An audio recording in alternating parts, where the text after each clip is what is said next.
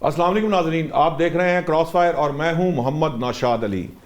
ناظرین، جو J D Venice ہیں ان کے بارے میں کہا جا رہا ہے کہ ان کا طیارہ جو ہے اس وقت محو پرواز ہے، وہ چند گھنٹوں میں پاکستان پہنچ جائیں گے۔ یہ بات ایکچولی جو ایک امریکی اخبار سے گفتگو میں امریکی صدر نے کہی ہے۔ اب وہ چند گھنٹے جو ہے وہ انہوں نے کس طرح سے ڈیفائن کیا ہے، کیونکہ بعض جو امریکی چینل ہے سی این این سمیت وہ یہ کہہ رہے ہیں کہ جے ڈی وینس کا طیارہ تو بہرحال ابھی وہاں سے امریکہ سے روانہ بھی نہیں ہوا۔ یہ کنفیوژن پیدا ہوئی ہے، لیکن اصل معاملہ یہ ہے، جو آج کی سب سے بڑی خبر تھی وہ یہ تھی کہ ایرانی وزارت خارجہ کے ترجمان جو ہیں اسماعیل بقائی، انہوں نے بالکل کلیئر کٹ واضح واشگاف الفاظ میں یہ کہہ دیا کہ ایران جو ہے پاکستان نہیں جا رہا مذاکرات کے لیے۔ ایسا کیوں ہے؟ اس کی وجہ یہ ہے کہ ان کا کہنا یہ ہے کہ جو جہاز قبضے میں لیا، بحری جہاز قبضے میں لیا امریکہ نے، یہ بیسیکلی جنگ بندی کی خلاف ورزی ہے، اور چونکہ یہ خلاف ورزی کی گئی ہے اس لیے جو ایران ہے وہ ٹرسٹ نہیں کرتا۔ پہلے بھی وہ کہتے ہیں کہ ہم بھولے نہیں ہیں جو مذاکرات کے فوراً بعد حملہ کیا گیا تھا ایران پر۔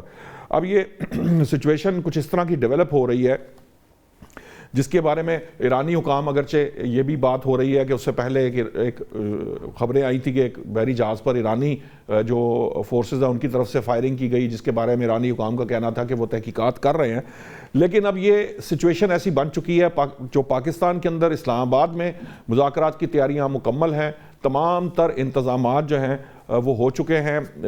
آج جو امریکہ کی جو خاتون یہاں پر ہیں سفارت خانے میں، ان سے محسن نقوی صاحب جو وزیر داخلہ ہیں ان کی ملاقات بھی ہوئی، تمام تر انتظامات کا جائزہ لیا گیا۔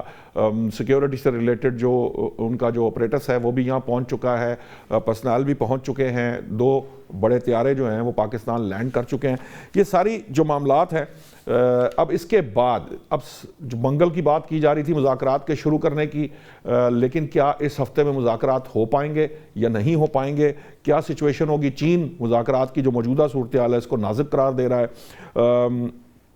یاد رکھیں کہ ایران نے ہفتے کے روز یہ کہا تھا کہ اگر امریکی ناکہ بندی جو ہے وہ نہ ختم کی گئی، جو انہوں نے آبنائے ہرمز جب کھولی تھی، تو جو یہ آبنائے ہرمز نہ کھولنے پر وہ دوبارہ جو ہے بند کر دی جائے گی، اور پھر انہوں نے آبنائے ہرمز بند کر دی تھی۔ اس کے بعد کی یہ ڈیولپمنٹس ہیں ناظرین ویکینڈ کے اوپر۔ اس پر بات کرنے کے لیے ناظرین ہمارے ساتھ اسٹوڈیوز میں موجود ہیں خالد فاروقی صاحب، ہمیں ویڈیو لنک پر جوائن کر رہے ہیں شہزاد فاروقی صاحب، وہ بھی تجزیہ نگار ہیں، خالد فاروقی صاحب کی طرح سینئر تجزیہ نگار ہیں۔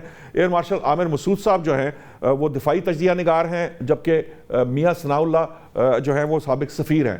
سب سے پہلے میں فاروقی صاحب، جو شہزاد فاروقی صاحب آپ کے پاس آنا چاہوں گا۔ اسلام آباد میں اس وقت کیا سچویشن ہے؟ کیونکہ ہمیں جو اطلاعات مل رہی ہیں اسلام آباد فل پریپیئرڈ ہے، وہاں پر ہر طرح کی تیاری مکمل کر لی گئی ہے۔ ایران آئے نہ آئے ہم تیار بیٹھے ہیں، اگر امریکہ سے بھی جہاز اترتا ہے تو مذاکرات جو ہے وہ فوراً شروع کیے جا سکتے ہیں۔ بسم اللہ الرحمن الرحیم، بہت شکریہ نوشاد صاحب۔ آج سے پہلے تو کراس فائر آپ کا تھا، لیکن آج آپ نے ایک فاروقی ادھر اسٹوڈیو میں جمع بٹھا لیے ہیں اور ایک آپ نے اسلام آباد میں، تو اب آپ 2 فاروقیوں کی کراس فائرنگ میں ہیں، تو اپنا خیال کیجیے۔ مجھے نام میں کنفیوژن ہوئی، میری کوشش تھی کہ میں سیکنڈ نیم نہ لوں، میں اسی لیے دوبارہ میں نے پھر شہزاد فاروقی کہہ کے مخاطب کیا کہ کنفیوژن نہ آئے۔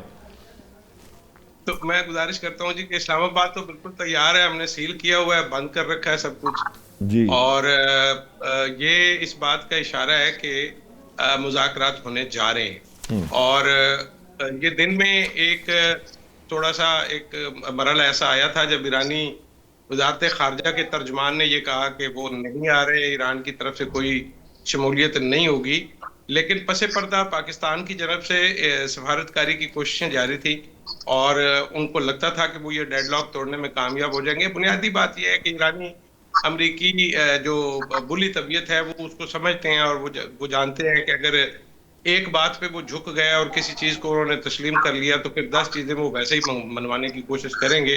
تو وہ اپنی ایک لائن ڈرا کر رہے ہیں، ایک ریڈ لائن انہوں نے لگا دی ہے کہ وہ کس طرح سے ان مذاکرات میں چلیں گے۔ ویسے بھی جو سابقہ مذاکرات کار جو امریکہ اور ایران کے مذاکرات میں ماضی میں شامل ہوتے رہے ہیں، ان کی رائے یہ ہے کہ ایرانی جو ہے وہ ٹف نیگوشیٹر ہیں اور وہ اتنی تیاری کے ساتھ آتے ہیں۔ اور میں آپ کو بتا دوں کہ پہلے مرحلے میں بھی ایرانی جو وقت تھا اس کی بہت تیاری تھی، اور امریکی وفد کی جانب سے بار بار امریکہ فون کیا جا رہا تھا.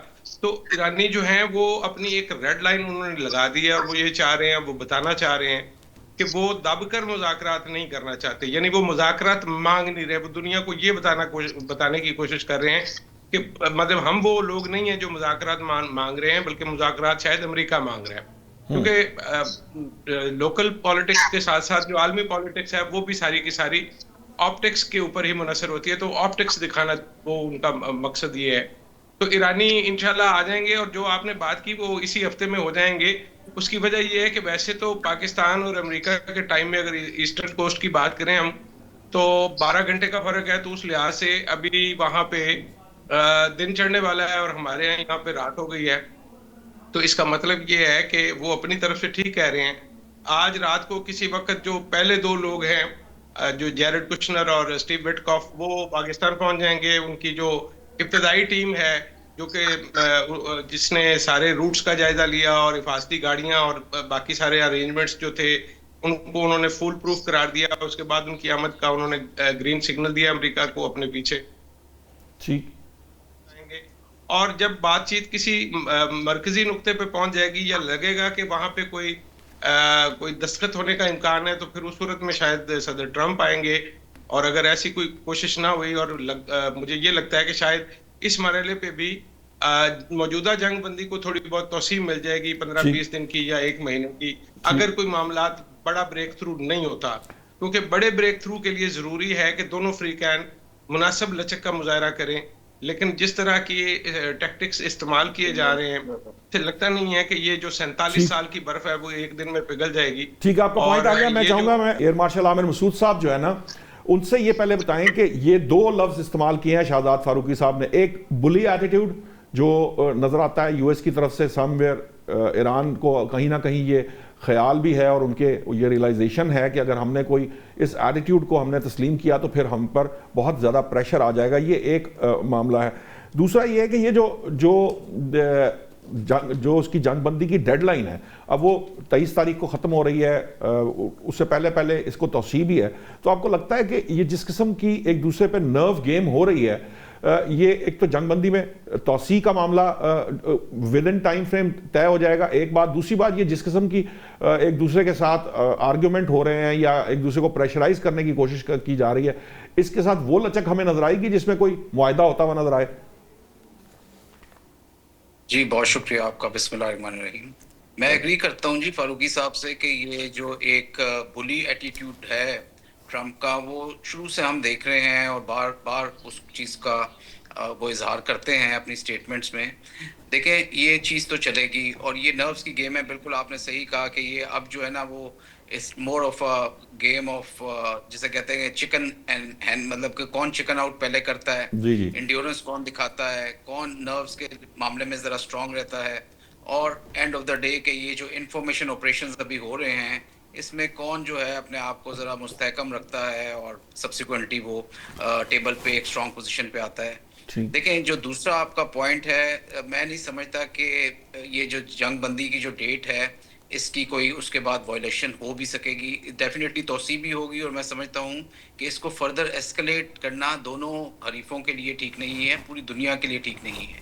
اس کے آثار آلموسٹ ہر جگہ پہ آ رہے ہیں. آپ کسی سے بات کریں, آپ فار ایسٹ میں بات کر لیں, آپ انڈونیشیا ملیشیا میں بات کر لیں, آپ یورپ میں بات کر لیں, کسی جگہ پہ بھی ہر جگہ پہ اس وقت پرائسز جو ہیں بہت اوپر جا چکی ہیں, ریسیشن آ رہا ہے. ہر جگہ پہ عوام جو ہے وہ اس وقت بہت کرب میں ہے. اور سب سے بڑی بات یہ کہ امریکہ کی اپنی پاپولیشن, جس طرح آپ کے پچھلے پروگرام میں بھی اس چیز کا بڑا ڈیٹیل میں ذکر کیا گیا تھا کہ وہ جو ہے نا وہ بالکل اس وقت ناخوش ہیں اس وار کی ٹوٹیلٹی سے, اس کے آبجیکٹیو سے, اس کے حاصل سے. وہ یہ پوچھنا چاہ رہے ہیں ان لیڈر سے کہ بھی اینڈ آف دا ڈے اتنا کچھ کرنے کے بعد, اتنی جانوں کے, اتنے مال کے نقصان کے بعد, ان کی اپنی قیمتیں پیٹرول کی جہاں پہ پہنچ گئی ہیں, حاصل جو ہے وہ زیرو ہے. تو وہ جو سب سے زیادہ پینفل چیز ہوتی ہے کسی بھی امریکن پریزیڈنٹ کے لیے, وہ انٹرنل وائس ہوتی ہے اور انٹرنل ڈس ہارمنی ہوتی ہے جو کہ نظر آ رہی ہے اس وقت. اور نہ صرف یہ کہ عوام میں نظر آ رہی ہے, ان کی ملٹری میں ایک بہت بڑا ویج نظر آ رہا ہے, ان کی اسٹیبلشمنٹ میں ایک بہت بڑا گیپ نظر آ رہا ہے بٹوین ٹرمپ اور ان کی جو باقی لوگ ہیں اس میں. تو اوور آل اگر آپ اب یہ وہ لمحہ ہے اگر آپ دیکھیں تو یورپ جو ہے اس کا اور اسرائیل کے تعلقات ایٹ دیئر لوئسٹ ہیں اس وقت، جی just because of this particular war. تو وہ کبھی بھی نہیں ہوئے ہسٹری میں. یورپ ہمیشہ سے بڑا سپورٹ کرتا رہا اسرائیل کو ہر لحاظ سے یہ وہ، لیکن یہ جو وار ہے اس کو وہ سمجھتے ہیں کہ اس کا کوئی مقصد یہ نہیں ان پر بنتا تھا. مسلط کروا دی ہے ایک طرح سے اسرائیل نے. آپ کا پوائنٹ آ گیا ایئر مارشل صاحب. میں یہ بیسیکلی میاں ثناء اللہ صاحب سابق سفیر ہیں، انہوں نے ہمیں جوائن کیا ہوا ہے. میں میاں صاحب آپ کو ڈبیٹ میں شامل کرنا چاہتا ہوں، اگرچہ کہ ہمارے جو پینلسٹ ہیں وہ یہ خیال کرتے ہیں کہ توسیع بھی ہو جائے گی اور معاہدہ بھی یقیناً کسی وقت میں جا کر ضرور ہوگا. جو اس وقت یہ جس ایٹیٹیوڈ کے ساتھ آگے بڑھ رہے ہیں، آپ کو کہیں نیئر فیوچر میں یعنی اس ہفتے میں یا کچھ چند دنوں میں یہ معاہدہ ہوتا نظر آ رہا ہے؟ یہ ایک سوال ہے میرا. اور دوسرا یہ ہے کہ یہ جو پریشر ٹیکٹکس ہیں، یہ جو زبان چلانا، یہ پبلک آپٹکس کے لیے یہ جو ٹرمپ صاحب کرتے ہیں یا پاسداران انقلاب کی طرف سے بڑے سخت سٹیٹمنٹ آتے ہیں، یہ اگر کچھ دیر کے لیے بند کر لیے جائیں دونوں اطراف سے تو کچھ بہتری نہیں آ سکتی مذاکرات کے اندر؟ میں آپ کے سوال کے دوسرے حصے سے سٹارٹ کرتا ہوں کہ یہ میں آپ سے بالکل متفق ہوں. یہ اپنے نیریٹو سوفن کر لیں اور ہے نا بڑکیاں جو جس کو ہم اردو میں کہتے ہیں بڑکی مارنا، وہ ختم کرتے ہیں تو کی طرف نا رخ بدل جائے گا. باقی جہاں تک یہ سلجھاؤ کی بات کر رہے ہیں، ایگریمنٹ کی بات کر رہے ہیں، دنیا ساری جو ہے نا چاہتی ہے یہ فریقین جو ہے نا سوائے اسرائیل کے یہ دوسرے دو جو ایٹ وار ہیں وہ بھی چاہتے ہیں. دونوں کا نقصان ہوا. اس کے نقصان اس سینس میں امریکہ کا کوئی سوائے کے کمرشل انٹرسٹ کے اس کا نقصان ہوا اور یعنی اتنا نقصان نہیں ہوا. ان کی ٹریڈ ایٹ اسٹیک نہیں ہے، لیکن وہ اس کی جو گلوبل ہے نا سپر پاور کا اسٹیٹس تھا اس کی لمٹ سامنے آ گئی اور اس کی وجہ سے اس کو خاصی ساکھ پہنچی ہے. اس کی ساکھ کو خاصا نقصان ایران کا بہت زیادہ انفراسٹرکچر کا، ہیومن لائف کا، یہ سارے نقصانات اس کے ہوئے ہیں. وہ 10-12 سال 20 سال پیچھے چلا گیا. اور پھر ساری دنیا کی معاشیت اس وقت نا زیر عتاب ہے. سب چاہتے ہیں کہ یہ امن ہو اور ہماری بھی انٹینٹ یہی ہے. پاکستان پوری کوشش کر رہا ہے کہ کسی نہ کسی طریقے سے ان سب کو اکٹھا کیا جائے، لایا جائے، ٹیبل پہ لایا جائے. کیونکہ ٹیبل پہ آئیں گے تبھی یہ ودن دیر نیریٹیوز کوئی برج پوائنٹ، کوئی کنیکشن کے پوائنٹس ڈھونڈیں گے. ادروائز تو یہ بہت مشکل ہے، کیونکہ دونوں کی سائڈ سے امریکہ کی طرف سے زیادہ ایران کی طرف سے بھی ہٹ درمی تو ہے اور وہ اس کے اپنے سالڈ پوائنٹس ہیں. کوئی سرنڈر ہوتے ہوئے نہیں نظر آنا چاہتا. کوئی یہ اپنی پبلک کو بھی میرا خیال ہے ایران میں کو بھی چاہیے کہ میں نے سرفرو ہونا ہے پبلک میں، اور اس کو بھی چاہیے. وہ تو قرار دے چکا ہے، حالانکہ فاتح تو کوئی نہیں ہے. اگر کلیئر فاتح ہوتا تو ایران اپنے گھٹنوں پہ بیٹھا ہوتا اس کے سامنے. ٹھیک ہے ٹھیک ہے، آپ کا پوائنٹ آ گیا. ہماری جی آپ ملک کی یہ کامیاب ہو جائیں، اگر کامیاب ہو جائیں تو سب کا فائدہ ہوگا. ٹھیک ہے، آپ کا پوائنٹ آ گیا. اب خالد فاروقی صاحب، معیشتیں تو بہت پریشانی میں ہیں، سب کی حالات برے ہیں، یہ تو انڈرسٹوڈ بات ہے. سوال یہ ہے کہ دیکھیے اسرائیل کو باقاعدہ جھاڑنا پڑتا ہے. امریکی صدر کو انہوں نے کل بھی جو رات سٹیٹمنٹ آیا تھا کہ جی اسرائیل جو ہے انسان بن جائے، یہ مزید برداشت نہیں کیا تھا، لیکن وہ جنگ بندی کی وائلیشن سے باز نہیں آتا اور کہیں نہ کہیں وائلیشنز ہو بھی جاتی ہیں. ایسی بات نہیں ہے، ہم نے پچھلے جو معاملات اس طرح کے ماضی میں دیکھے ہیں، جنگ بندی مذاکرات چلتے رہتے ہیں.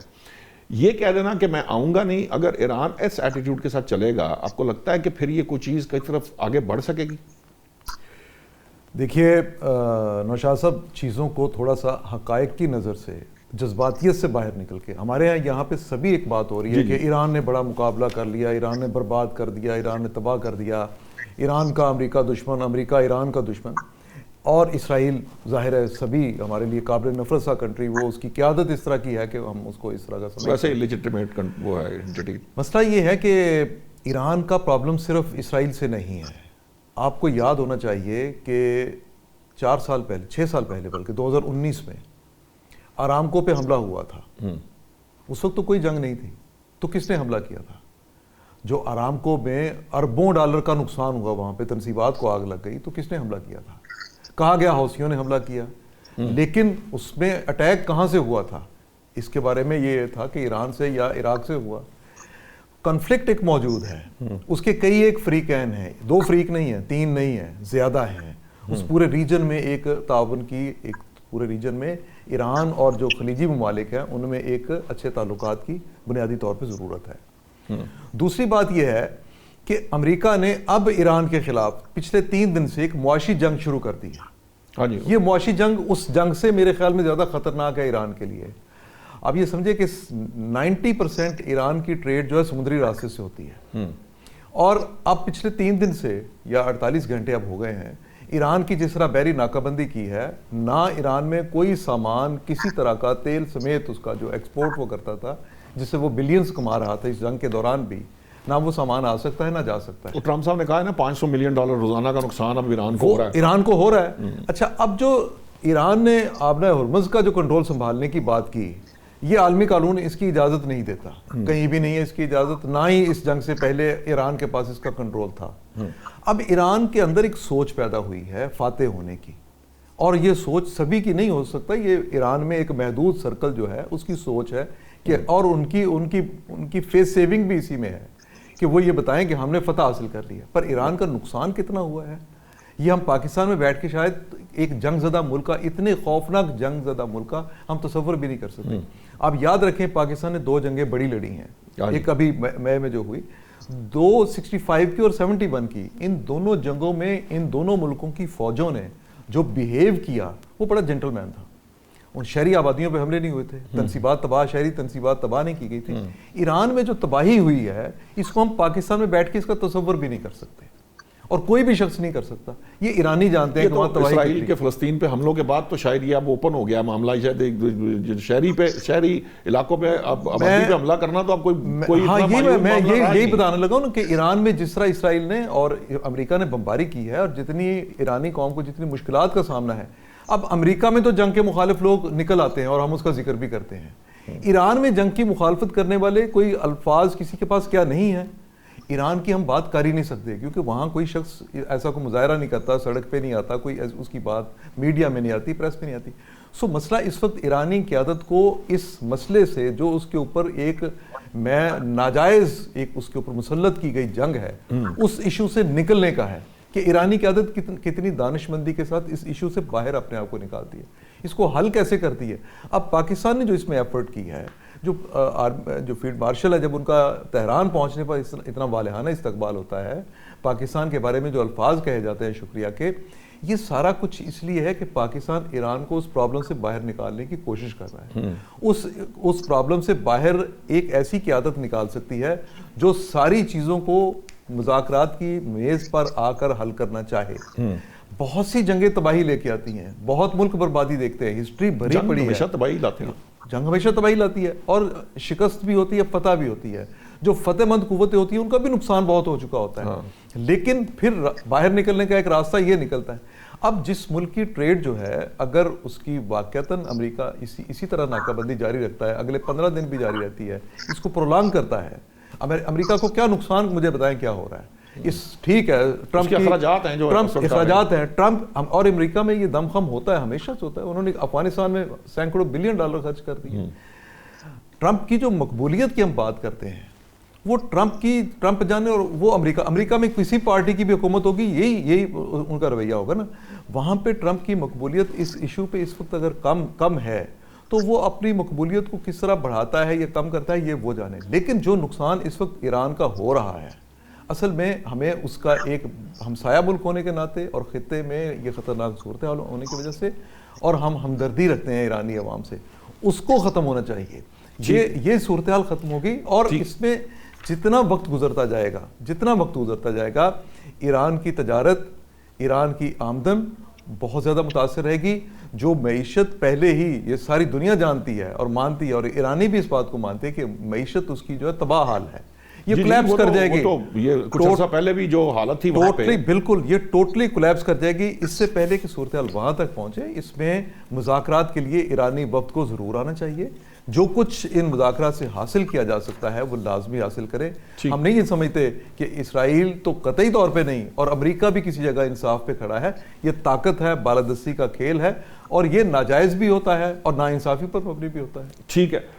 میں عامر مسعود صاحب, یہ جو بات جس طرف توجہ فاروقی صاحب نے دلوائی ہے, خالد فاروقی صاحب نے, یہ بڑا اہم ہے کہ آپ فاتح کے طور پر اگر یہ سمجھنا شروع کر دیں کہ ہم جو ہے فاتح ہیں اور ہم مذاکرات ہی نہیں کریں گے, تو جو نقصان اب وہ ایکچولی امریکہ نے بھی ناکہ بندی اسی مقصد کے لیے کی کہ اس کو بھی یہ جو جسے کہتے ہیں نا کہ ناطقہ بند ہو ایران کا, اس سچویشن کو ریئلائز کرنا چاہیے ایران کو, اور کر کے بجائے اس کے کہ وہ صرف جو ہے وہ اپنے جسے کہہ لیں کہ وہ جو ایک رویہ ہوتا ہے اگریسو رویے کے ساتھ کھڑے ہوں یا بلی کے مقابلے میں بلی کرنا شروع کر دیں, یہ اس کے ساتھ معاملہ تو حل ہوگا, یا تھوڑا لے دے کے جسے کہہ لیجئے کہ عقل مندی سے معاملے کو آگے بڑھانا زیادہ بہتر راستہ ہوگا ایران کے لیے؟ دیکھیں فاروقی صاحب نے بالکل بڑی مناسب بات کی اور ان کا ایک اپنا خیال ہے اور ایک اپنا مطلب نظریہ ہے. میں اس کو احترام بھی کرتا ہوں اور اس کو مطلب سمجھتا ہوں کہ وہ بالکل ٹھیک ہے اپنے لحاظ سے. دیکھیں ایران جو ہے, میرا نہیں خیال کہ کوئی بھی ملک دنیا کا ایسا ہے جو چاہے گا کہ اس کو ڈیلیبریٹلی نقصان پہنچے, چاہے وہ فائنینشیل نقصان ہو, چاہے وہ جانی نقصان ہو, چاہے وہ کسی ڈپلومیٹک نقصان ہو, کوئی بھی مطلب ملک. اور وہ ملک جو کہ جس کے اوپر 47 سال سے سینکشنز لگی ہوں, جو یہ مطلب چاہ رہا ہو کہ کسی طرح سے اس کو ایک ریلیف دی جائے, اور بار بار اس نے یہ کہا ہو کہ ہمارے ایسٹس جو فریز کیے ہیں اس کو چھوڑا جائے. دیکھیں آپ, یہ ہمیں دیکھنے کی ضرورت ہے بڑے ریشنل اور پریگمیٹک طریقے سے کہ ایران نے جو اپنی ڈیمانڈز کی ہیں ان میں کس حد تک سنسیریٹی ہے, کس حد تک لیجیٹیمیسی ہے, اور کس حد تک اس میں کوئی اس طرح کا رویہ ہے کہ جس میں کوئی منافقت نظر آتی ہے یا کوئی اور طریقہ. ایک وہ کہتا ہے کہ جی ہمارے جتنے اثاثے آپ نے فریز کیے ہوئے ہیں انہیں ڈی فریز کر دیں, جو کہ کافی حد تک امریکہ مان بھی گیا کہ ہاں جی وہ کیے ہوئے ہیں, وہ اگر آپ یہ نیوکلیئر کا کریں گے تو ہم اب وہ اثاثے ان کے کیوں انہوں نے فریز کیے ہیں. سینکشنز ان پہ لگائی ہوئی ہیں, بے تحاشا سینکشنز لگائی ہوئی ہیں, اس کا کوئی وجہ بتا دیں کہ وہ سینکشنز کس وجہ سے ہیں. نیوکلیئر کا وہ NPT کے سگنیٹری ہیں, IAEA کی جو شرائط تھی, JCPOA کی جو شرائط تھی, وہ ایران نے ماننے سے کبھی انکار نہیں کیا, اور جب بھی بات آگے بڑھنے لگتی تھی تو ان پہ حملہ کر دیا گیا. بار بار ان پہ حملہ اس ریزن پہ کیا گیا کہ ایران اگریسر ہونے والا ہے اور ایران حملہ کرنے والا ہے. ایسا کبھی بھی نہیں ہوا, اور ہمیشہ ایران کی لیڈرشپ کو ایک ایک نشانہ بنا کے انہیں مارا گیا. دیکھیں میں کسی مطلب ملک کے یا ذاتی طور پہ کوئی کسی طرح سے میرے کوئی بہت زیادہ وہ نہیں, بلکہ فنڈامنٹلی میں یہ سمجھتا ہوں کہ انسان کی یا لیڈرشپ کی لیجیٹیمیسی اس کی سفرنگ اور اس کی سیکریفائس سے ملتی ہے. اور جتنی سفرنگ اور سیکریفائس ایران نے کی ہے وہ کیوں کریں, مطلب وہ کیوں اپنے بچوں کو, اپنے بڑوں کو, اپنی بہنوں کو, اپنی ماؤں کو جو ہے مروائیں وداؤٹ اینی ریزن. صرف ریزن یہ ہے کہ وہ اسرائیل اور امریکہ کی غلامی نہیں چاہتے, وہ ایک انڈیپینڈنٹ پالیسی چاہتے ہیں. اس وقت پورے اس خطے میں کون سا ملک ہے جس کی انڈیپینڈنٹ فارن پالیسی ہے سوائے ایران کی؟ کون سا عرب ملک ہے جو اس وقت سبسروینٹ نہیں ہے امریکہ یا اسرائیل کے, یا ادھر ان کی فوجیں موجود نہیں ہیں امریکہ کی, یا وہ امریکہ کا پورا ایئر ڈیفنس کا نظام یا پورا جو اس کا جو دفاعی نظام ہے وہ امریکہ کا نہیں ہے اور انڈائریکٹلی اسرائیل کا ہے اور اسرائیل کو سپورٹ کر رہا ہے. تو ایران اگر ایک انڈیپینڈنٹلی کھڑا ہے, اب مجھے آپ بتائیں جب سب چیزیں ہو گئی, ہارمز جو ہے وہ تو کبھی بھی ایشو نہیں تھا, اور فنڈامنٹلی یہ ٹیریٹوریل واٹر جو ہے جدھر سے یہ شپس گزرتی ہیں, ہیوی شپس, وہ ہے جہاں پہ ایران کا جو ایریا ہے وہ ڈیپ سی ہے, وہ زیادہ ڈیپ ہے, اس وجہ سے زیادہ تر جو ہیوی شپس ہیں وہ اس کے قریب سے گزرتی ہیں, وہ ان کے ٹیریٹوریل واٹر میں آتا ہے. اس کا کنٹرول رکھنا کسی طرح سے بھی, کسی رول کی یا کسی بھی لا کی جو ہے وہ آپ کہیں کہ اس کا وہ نہیں ہے کہ اس سے وائلیشن کی گئی. تو فنڈامنٹلی اچھا پھر نیوکلیئر اگر آپ دیکھیں, آج اگر ایران نیوکلیئر ہوتا, آپ مجھے بتائیں اور دل پہ ہاتھ رکھ کے بتائیں کہ کبھی اتنا نقصان ایران اٹھاتا؟ نہیں یہ تو کبھی نہیں. یوکرین کیس کے اندر یہ چیزیں تو فائنل ہو گئی تھی کہ نیوکلیئر ڈیٹرنٹس اگر آپ کے پاس ہے تو آپ بچ سکتے ہیں. پاکستان انڈیا کے اندر یہ چیز بڑی واضح ہوتی ہے, اگر آپ کے پاس نہیں ہے تو آپ کا حال یوکرین والا ہوگا. جی بالکل. دیکھیں پاکستان انڈیا کا آپ دیکھیں کہ جنگیں ہوئیں لیکن ایسکلیشن اتنی حد تک گئی کہ دونوں کو یہ سمجھ تھی کہ نیوکلیئر کنٹریز ہیں, ان کو ایک حد تک جا کے ایک اسٹیبلٹی کرنی ہے, and you have to escalate to deescalate basically. تو وہ اس کی وجہ سے وہ چیز اس حد تک نہیں جا سکی. تو ایران نے اگر اتنا رول آف لا کو مانا اور اپنے نیوکلیئر کو نہیں ڈیولپ کیا اور ساری شرطیں مانی, تو وہ اب یہ اس کو سزا اس چیز کی مل رہی ہے. سو پریکٹیکلی اسپیکنگ میں سمجھتا ہوں, دیکھیں ایران اب ہارموز پہ امریکہ کا بلاکیٹ کرنا کس حد تک لیجیٹیمیٹ ہے, مجھے بتائیں. جب تمام چیزیں طے پا گئیں, دونوں ملک جو ہے وہ اس وقت آ کے بیٹھنے لگے, اس سے جو ہے 2 دن, اور انہوں نے خود اناؤنس کیا ٹرمپ نے کہ ہارموز, ایران نے اناؤنس کیا کہ ہارموز جو ہے وہ تمام شپنگ کے لیے کھلا ہے. ساری دنیا کی مارکیٹ جو ہے وہ اٹھنے لگ پڑی, آئل پرائسز نیچے جانے لگ پڑی. ٹرمپ صاحب اناؤنس کرتے ہیں کہ جی میں نے بلاکیٹ کر دیا ہے اور ادھر سے کوئی ایران کی شپ جو ہے وہ نہیں جا سکتی. تو فنڈامنٹلی دیکھیں یہ جو دراڑیں ہیں یہ بناتے ہیں اسرائیل کا, ایک گریٹر اسرائیل کا ایک پورا ایک میپ ہے, ایک روڈ میپ ہے, ایک آبجیکٹو ہے. اس کو حاصل کرنے کے لیے یہ سب سے بڑی دیوار ہے جو ایران کھڑا ہے, اور جو ایران نے کیا میں اسے وکٹری نہیں کروں گا, کیونکہ جتنا نقصان ان بیچاروں کا ہوا میرا خیال میں وہ تہس نہس ہو گئے. لیکن انہوں نے اس ڈانس کی وجہ سے اسرائیل کا یہ جو ایک ایکسپینشنزم تھا اس کو تھوڑا روکا یا اس کو پاز دیا ہے. اسرائیل پھر آئے گا واپس دوبارہ, مجھے اس میں کوئی شک نہیں. لیکن ایران اب ایران یہ چاہتا ہے کہ یہ بار بار کی میڈنس جو ہے اس کو ختم کیا جائے, اس کو ایک دفعہ طے کیا جائے کہ آئندہ آپ کبھی یہ حملے نہیں کریں گے. وہ چیز اس پہ بھی نہیں آ رہے. وہ صرف یہ چاہتے ہیں کہ ایران جو ہے should become a tiger without teeth and they should surrender their uranium also to a third country. وہ کیسے کرے جب کہ اس کو یقین ہی نہیں ہے کہ یہ دوبارہ جو ہے حملہ نہیں کریں گے, دوبارہ آئیں گے تو وہ واپس کہاں سے لے کر آئے گا یورینیم اور کس سے لے گا. تو یہ فنڈامنٹل چیزیں ہیں.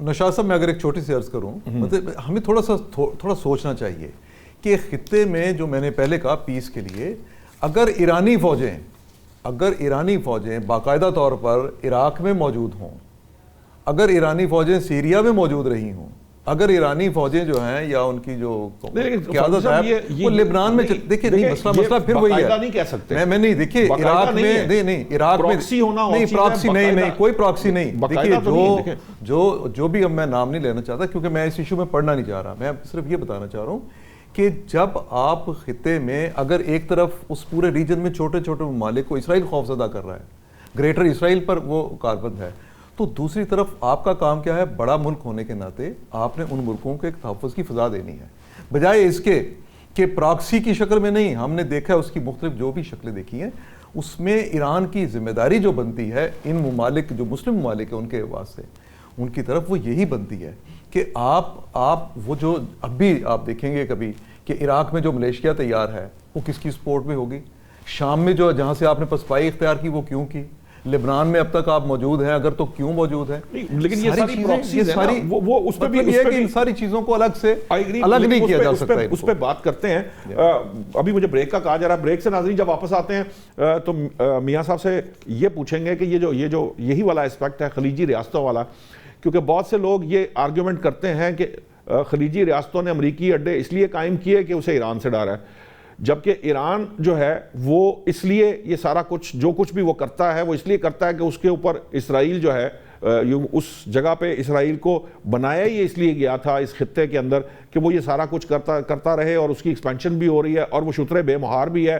وہ جو ظلم بربریت کرے اسے کوئی پوچھنے والا نہیں. اس وقت کوئی انٹرنیشنل قانون جو ہے وہ کسی کو یاد نہیں رہتا, نہ یو این اس وقت کچھ کر سکتی ہے, یو این ایس سی کچھ کر سکتی ہے, کوئی کرنے کے لیے تیار نہیں ہوتا. یہاں تک کہ جو امریکہ سپر پاور ہے اس کے ہر کام میں اس کی پشت پناہی بھی کرتی ہے, وہ جو کرتا ہے وہ کرتے چلے جاتے ہیں. اس سچویشن کے اندر اگر ایران جو ہے وہ جو جس جنگ میں اس وقت انوالو ہے وہ کس حد تک لیجیٹیمیٹ ہے ان اے وے, اور خلیجی ممالک سے جو تعلقات کی بات کی گئی ہے اس پر بات کرتے ہیں اس بریک کے بعد. ویلکم بیک ناظرین. بریک پر جانے سے پہلے جو خالد فاروقی صاحب نے ڈیبیٹ جس طرف ایکچولی موڑ دی وہ یہ تھی کہ ایران جو کچھ کرتا رہا ہے خطے کے اندر وہ بھی ایک مسئلہ ہے جس کے اوپر ڈسکشن ہونا ضروری ہے. بیسکلی میاں ثناء اللہ صاحب جو اسرائیل کرتا رہا ہے یا جو بڑی طاقتیں اس خطے میں کرتی رہی ہیں, چاہے وہ خلیجی ممالک ہوں یا ایران اور ایران کی جتنی بھی یہ دیگر ریاستیں جن کی ہم عراق ہے, شام ہے, لبنان ہے, وہاں جو کچھ ہو رہا تھا اس کو سامنے رکھیں, تو آپ کو کیا لگتا ہے کہ ایران کے پاس کوئی اور چوائس بھی تھی ماں سوائے اس کے کہ پراکسیز کے ذریعے اپنے آپ کو اپنا سروائیول ڈھونڈے؟ کیونکہ ادروائز بھی تو خلیجی ریاستوں نے ہاتھ ملایا ہوا ہے اس سے بھی، اور بعض خلیجی ریاستیں تو ایسی بھی ہیں جو ایک طرح کی وہ بھی تو پراکسی کے طور پہ کام کر رہی ہیں اسرائیل کی. میاں صاحب کو اچھا ٹیکنیکل پرابلم کوئی آیا ہے. شہزاد فاروقی صاحب یہی بات میں آپ کے سامنے بھی رکھنا چاہتا ہوں، آپ اگر اس کا جواب دے سکیں تو ذرا پلیز. گزارش یہ ہے کہ علامہ اقبال پہ ہم نے ایک مہربانی یہ کی کہ ہم نے اس کو شاعر مشرق کہا، اور اس کی وجہ سے چلیں ہم مانے یا نہ مانے، وہ ایرانی ان کو زیادہ مانتے ہیں اور اس کو اقبال لاہوری کہتے ہیں. تو انہوں نے کہیں میرا خیال ہے پڑھا ہے کہ غیرت ہے بڑی چیز جہاں تگ و داؤ میں، اور وہ اس پہ پکے ہو گئے. ہم نے نہیں پڑھا، چلیں کوئی بات نہیں. مسئلہ یہ ہے کہ پریکٹیکلی اگر ہم اس بات کو ڈھونڈنا چاہتے ہیں، اس کا جواب تلاش کرنا چاہتے ہیں، تو مجھے بتائیں کہ معاہدہ باسفورس کس قانون کے تحت ہوا تھا؟ اس میں کون سی لیگل پوزیشن تھی جس کے تحت آپ نے یہودیوں کو لا کے تو فلسطین میں بسایا تھا؟ اس کی کیا لاجک تھی آپ کے پاس؟ لاجک ڈھونڈنے نکلیں گے تو ایک ہی لاجک ہے، طاقت. اور طاقت کا جواب کیا ہے؟ یا تو جھک جاؤ یا لڑتے ہوئے مر جاؤ.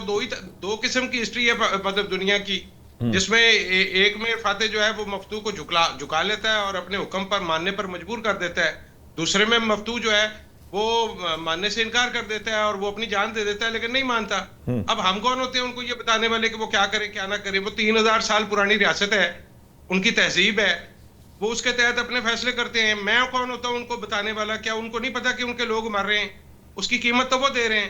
47 سال سے آپ لوگوں نے ان کے ساتھ ٹریڈ بند کی ہوئی ہے. آپ کی اپنی پاک ایران جو انڈیا گیس پائپ لائن ہے وہ بند پڑی ہوئی ہے. تیل آپ ان سے نہیں لے سکتے. آپ کے گھر کے پاس تیل موجود ہے، آپ پائپ لائن کے ذریعے لے سکتے ہیں. آپ نے بحری بیڑوں کے ذریعے، بحری جہازوں ٹینکروں کے ذریعے لینا ہے. کیونکہ امریکہ نے پابندی لگائی ہوئی ہے. تو آپ اگر طاقت کے اصول کو مان کر دنیا کو چلا رہے ہیں بھائی، تو وہ نہیں مانتے. مجھے بتائیے کہ ہم اور آپ اس کو مشورہ دینے والے کون ہیں کہ آپ یہ فیصلہ کریں اور یہ فیصلہ نہ کریں؟ ہاں، بطور پاکستانی، بطور مسلمان، میں یہ سمجھتا ہوں کہ اس مسئلے کا پیسفل سولوشن نکلنا چاہیے جو بات چیت سے نکل سکتا ہے. لیکن کسی ایک فریق کی ہٹ دھرمی اور یہ حقیقت پسند ہونا بہت اچھی بات ہے، میں بالکل اس کو لائک بھی کرتا ہوں. لیکن کیونکہ کبھی کبھی بندے کو جذبات کے، وہ کہتا ہے نا کہ اپنا کبھی کبھی اسے تنہا بھی چھوڑ دے. لازم ہے، نوشاد صاحب آپ کو یاد ہوگا مصرع ابھی مجھے بھی اس وقت فوری طور پہ یاد ہے. ہاں، لازم ہے دل کے پاس رہے پاسبان عقل، لیکن کبھی کبھی اسے تنہا بھی چھوڑ دے. تو اس وقت ایرانیوں نے تھوڑا سا اس کو چھوڑا ہوا ہے، تو میں ان کو سمجھانے کی کوشش کرتا ہوں یا فاروقی صاحب سمجھانے کی کوشش کرتے ہیں. لیکن سوال پھر وہی ہے کہ اگر ہم اس طرح سے چیزوں کو امپوز کرنے کی اجازت دیں، آپ ایک لمحے کے لیے پاکستان کو خدا نہ خواستہ اس کی جگہ پر رکھ کے سوچئے کہ اگر آپ کے ساتھ ایسا ہو تو آپ کیسے ریئیکٹ کریں گے بھائی. تو ہمیں اس کی پوزیشن کو سمجھنا ہے کہ وہ کس پوزیشن میں یہ بات کر رہا ہے. ہاں، اس کی پراکسیز ہیں، وہ پراکسیز کیوں بنائی گئیں، اس کا جواب ڈھونڈنے کے لیے پھر آپ کو جو عربوں کی اور اسرائیل کی جنگ ہوئی تھی وہاں سے شروع کرنا پڑے گا کہ یہ جو لبنان تھا یہ ایک چھٹی گزارنے کا پلیس تھا جہاں پہ پورے یورپ کے رؤساء جو تھے وہ جایا کرتے تھے، وہاں جا کے چھٹیاں گزارا کرتے تھے. آپ نے کھنڈر بنا دیا ہے بیروت کو. کیوں؟ کیونکہ وہاں مسلمان ہیں. مسلمانوں کا جہاں بھی مسئلہ ہوتا ہے قانون کبھی اس میں حرکت میں نہیں آتا. آپ بوسنیا ہرزیگووینا میں دیکھ لیں، آپ فلسطین میں دیکھ لیں، آپ کشمیر میں دیکھ لیں، اللہ حاضر قیاس میں گنتا چلا جاؤں گا، آپ تھک جائیں گے. لیکن آپ کو جب کہیں پہ یہودیوں کا مسئلہ نظر آئے گا، کہیں کسی اور عیسائی کا مسئلہ نظر آئے گا، لیکن ہم یہ بات کر نہیں رہے. ہم صرف ایک بات کر رہے ہیں یار کہ آپ ایک پرنسپل رکھو، ایک قانون رکھو، ایک قانون کے تحت دنیا کو چلاؤ تو سارے آپ کے ساتھ ہیں. اب مسئلہ یہ ہے کہ امریکہ نے یہ جہاز ایرانی جو روکا ہے اس کے بعد چائنا نے ایک ریئیکشن دیا ہے، اور امریکہ کبھی نہیں چاہے گا کہ چین اور روس اس معاملے میں پڑیں. لیکن اب اگر حالات اس نہج پر پہنچ گئے تو چائنا نے اس پہ جو رد عمل دیا ہے وہ مجھے آگے کی تصویر دکھا رہا ہے. آج اگر بات چیت کے ذریعے رات کو ایرانی صبح جو یعنی ذرائع کے ذریعے تو چل رہی ہے کہ ایرانی صبح آ رہے ہیں، اور اللہ کرے وہ آ جائیں اور وہ بیٹھ کے کوئی سینسیبل گفتگو دونوں فریقوں کے درمیان ہو جائے. اور یہ کیونکہ یہ 7.5 ارب لوگوں کی معیشت کو گریبان سے پکڑا ہوا ہے ان دونوں نے. ہاں جی، ہمارے لیے اس وقت دونوں کی پوزیشن یہی ہے کہ انہوں نے پوری دنیا کی معیشت کو گلے سے پکڑا ہوا ہے اور وہ دبا کے بیٹھے ہوئے ہیں. सांस नहीं लेने दे रहे, हर आदमी महंगाई की चक्की में पिस रहा है। आपको जिस कीमत पे पेट्रोल मिल रहा है, आप सोच सकते हैं कि इसमें कोई आम आदमी किस तरह से गुजारा करता होगा? गर्मियों में बिजली के बिल कौन देगा, कैसे देगा? तो सर गाड़ी स्टार्ट करने से पहले जो है ना, आप सोचना शुरू कर देता है इंसान कि मैंने कैसे कहाँ कौन से सी लाने? जगहों पर नहीं जाना, यानी मैं अब डिस्कार्ड कौन से वो करूंगा। तो ये तो महंगाई के तो मामलात, और फिर ये सिर्फ पाकिस्तान नहीं है, ये दुनिया में अब हर जगह जो है वो ये सोच रहा है। बेसिकली आमिर मसूद साहब, ये जो बात कही गई है, इसमें तो कोई शक नहीं, लबनान में वायलेशन हमने देखी, और ये सारे कवानीन, दुनिया के जितने कवानीन थे वो सारे के सारे मलिया मेट हो गए जब इसराइल ने फ़लस्तीन पर हमला कर दिया। हमने यूएनएससी की भी हालत देख ली, हमने यूएन के भी मामलात देख लिए, हमने थ्रू आउट जो पूरी दुनिया के प्लेटफॉर्म्स हैं उन तमाम की, चाहे वो अरब लीग थी, चाहे वो ओआईसी थी, चाहे कोई और कोई फोरम था, अफ्रीका का फोरम था, या कोई जो है वो लातीनी अमेरिका की चीज़ें थी। असल मामला ये है, might is right is the only law that prevails all the time. अब ये सिचुएशन ये जो हमारे सामने है, चीन और रूस की बात की जा रही है, ये अपनी जगह है, चीन और रूस क्या करेंगे, हमें मुझे तो ज़रा चीन इस तरह के मामले में अभी उलझता नज़र नहीं आता।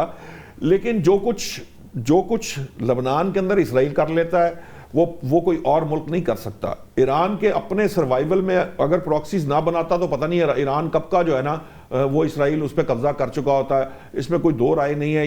ये वो दीवारें हैं जो आहिस्ता आहिस्ता इसराइल गिरा रहा है। शाम भी एक दीवार थी, लबनान भी दीवार है, कोई बहरैन भी होगी, किसी जगह कोई और दीवार होगी। तो ये सारी वो जगह हैं जो ईरान ने अपने उसके लिए अगर फर्ज करें बनाई भी हैं। तो अब जो सिचुएशन है इसके अंदर हमें, आपको लगता है कि ये जो इस एटीट्यूड के साथ, मैंने पहले भी ये सवाल उसी तरह ही रखा था, लेकिन इस मजबूरी के साथ कि मैं सरवाइव नहीं कर पाऊंगा, क्या उसके ऊपर ईरान तस्लीम सर खम करेगा, या फिर वो खड़ा है और वो खड़ा रहेगा, और खड़े होके जो नतीजा है उसकी सूरत में अगर मुज़ाकरात नाकाम होते हैं तो फिर क्या सूरत हाल हमारे सामने होगी? जी बिल्कुल, आपने बात ठीक की। देखें, बहुत रियलिस्टिक होके भी अगर सोचा जाए तो एक मुल्क है जिसने इतना कुछ अपना गवाया है, वो कुछ शराइत तो देखें, ईरान ने दो चीज़ें की कि ईरान ने अपने आप को सस्टेन किया और उसने बकल डाउन नहीं किया, वो अपनी घुटनों पे नहीं आया। वो क्या वजह थी? वो इस वजह थी कि एक दफ़ा उसकी लीडरशिप ने डिसाइड कर लिया कि जी हम जो है ना, we will go down dying, मतलब we will not go on our knees, we will fight on our feet, और हम उसमें मर जाएंगे लेकिन हम गिरेंगे नहीं। तो वो एक बात हकीकत है जो कि नजर भी आई, उन्होंने दिखाई। और पहला चीज जो सबसे बड़ी गलती अमेरिका ने ये की कि उन्हें पहले दिन ही सुप्रीम लीडर को मार दिया, और उसके बाद उसकी काफी सारी फैमिली को मार दिया। उसने पूरे की पूरी कौम को गैल्वेनाइज कर दिया। ये बहुत बड़ी एक स्ट्रेटेजिक मिस्टेक थी जो कि उन्होंने की, और उसने एक ईरान के अंदर एक नया जज्बा मतलब एक नजर आने लग पड़ा। अब वो ये चाहते हैं कि ईरान जो है वो अपना यूरेनियम भी खत्म करे और अपना मिसाइल प्रोग्राम भी खत्म करे।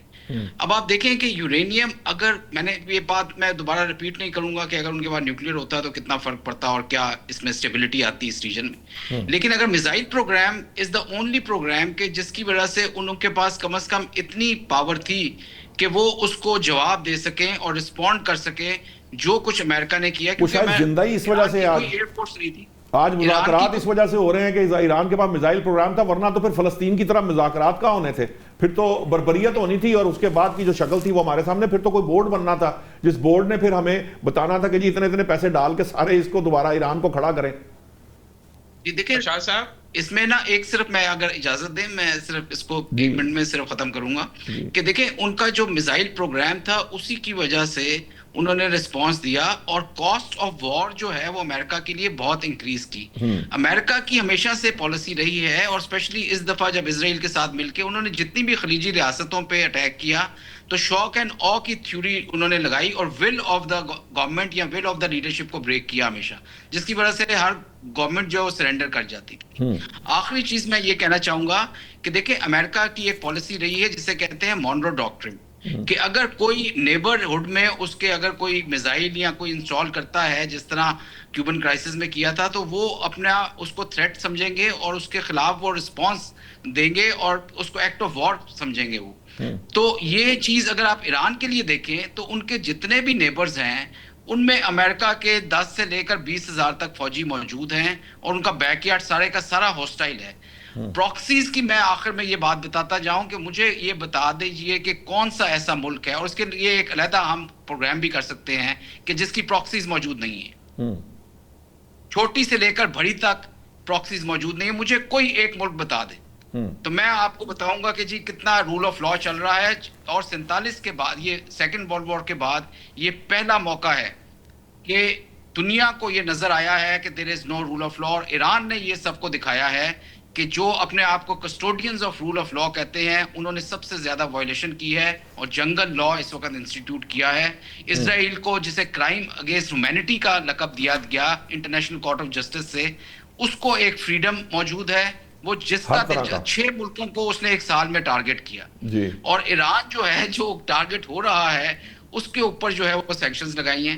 تو this has to be taken it. اچھا یہ نوشاد صاحب، کیونکہ بحث جو ہے نا ایک مختلف ایسی سمت میں چلے گی جہاں ہم بات جب کرتے ہیں نا تو نہ تو کسی ملک کے خلاف ہوتی ہے، نہ کوئی اصل پالیسی بیسیکلی پالیسی کی بات ہے.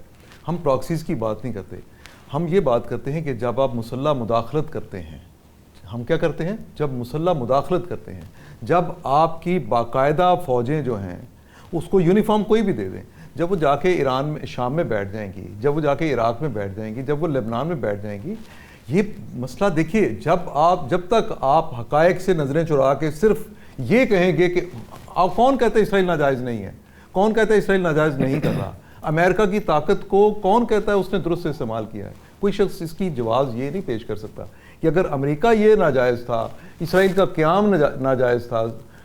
اگر یہ سارا کچھ جواز بنا کے یہ جواز تلاش کرنا ہے کہ کسی ایک ملک کو 79 سے پہلے ان ملکوں میں ایرانی فوجیں کیوں نہیں تھیں؟ آپ مجھے یہ بتائیے 79 سے پہلے عراق میں کیوں نہیں تھے؟ اس لیے کہ اس سے پہلے پپٹ وہ تو پپٹ تھے. نو یہ آپ دیکھیے آپ عراق کو صرف اس ریجن پورے میں 3 ملک امریکہ کے خلاف تھے. آپ کو معلوم ہونا چاہیے امریکن بلاک سے باہر نکل کے. ایک عراق تھا جہاں باس پارٹی کی حکومت تھی، شام تھا جہاں باس پارٹی کی حکومت تھی، اور ایجپٹ میں بھی ایک ٹائم پہ جب ناصر تھا تب تک ان کی حکومت. لیکن ایران تو ویسل اسٹیٹ تھی نا.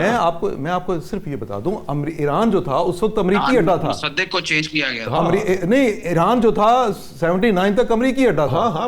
اچھا اب ایک ایران میں رجیم چینج ہوا، اس رجیم نے ایک پالیسی ڈیفرنٹ لی ہے. میں کہتا ہوں اگر یہ رجیم جو ہے کل کو یہ پالیسی اختیار کر لے جو کہ شاہ سے ملتی جلتی ہو، ہم وہاں کہاں سٹینڈ کریں گے؟ ایران کی پالیسیز اپنی جگہ. میں نے تو یہ کہا کہ ایران کی پالیسیز ٹوورڈز ادر کنٹریز جو ہے وہ جب تک پرامن نہیں کسی ملک کی بھی ہوتی، خواہ وہ ایران کی ہو یا عراق کی ہو. دیکھیے نا عراق میں جس بندے کی حکومت الٹی گئی، جس صدام کا جب اقتدار ختم کیا گیا تو کس کی مدد سے کیا گیا؟ سیریا میں جو حافظ الاسد تھا، حافظ الاسد کا تو باس پارٹی تھی، حافظ الاسد کا بیٹا جو بشار الاسد ہے. سو یہ چیزیں یہ کوئی امریکہ کے پپٹ نہیں کنٹریز تھے، یہی تو امریکہ کو ریزسٹ کرنے والے 2 ملک تھے. یہی 2 ملک تھے. عراق ہی تھا جس نے اسرائیل کے خلاف جنگ لڑی تھی، عراق ہی تھا جس کے میزائل جو تھے وہ وہاں جا کے وہاں گرتے تھے. سو مسئلہ یہ صرف ہے اپنی طاقت کا. ایک انٹرنیشنل عالمی بالادستی کی لڑائی ہے امریکہ کرتا، ایک علاقائی بالادستی کی لڑائی ہو رہی ہے. اس علاقائی بالادستی کی لڑائی میں اسرائیل جو ہے وہ گریٹر اسرائیل بناتا ہمیں نظر آتا ہے. ایران جو ہے گریٹر ایران کی بات کرتا ہے. وہ جو عرب کنٹریز جو چھوٹے ہیں وہ اڈا ہیں تو غلط ہیں، لیکن وہ اڈا کیوں بنے ہیں اس کے بارے میں غور کرنے کی ضرورت ہے. ان کو اس کا اڈا بننے سے بچانے کے لیے جو ملک ان کو جو تحفظ دے سکتے ہیں، جو ان کے ساتھ بہتر تعلقات رکھ سکتے ہیں، ان بہتر تعلقات کی ضرورت ہے. ورنہ یہ مسئلہ چین نے سعودی عرب اور ایران کے درمیان بھی صلح کروا دی نا، ایک معاملہ سیٹل ڈاؤن کر دیا. دیکھیے بات یہ ہے یہ صلح ہوئی تھی. یہ سنیے میں آپ کو یہ بتا دوں، یہ صلح ہوئی تھی 17 میں. یہ صلح ہوئی تھی 17 میں جب تعلقات ان کے سفارتی بحال ہوئے. لیکن میں نے آپ کو بتایا ابھی آرامکو کی مثال آپ کو دی ہے کہ ایک تھریٹ دیا اس کو سعودی عرب کو کہ ہم تمہارے ساتھ تمہارا یہ اشر کر دیں گے.